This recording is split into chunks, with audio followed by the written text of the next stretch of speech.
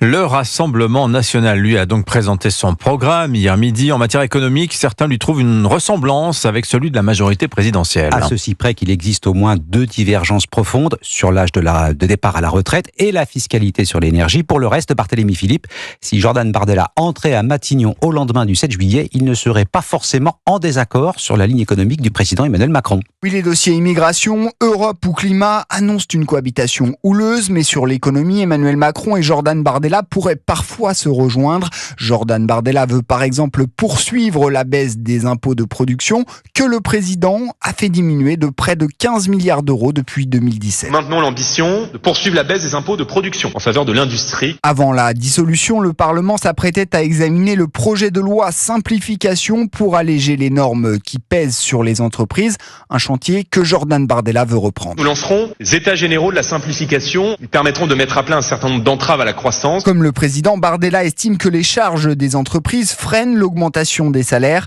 Il veut donc une exonération temporaire de charges patronales pour celles qui augmentent leurs salariés de 10%, tandis que le camp présidentiel veut les baisser sur les salaires jusqu'à 2 000 euros.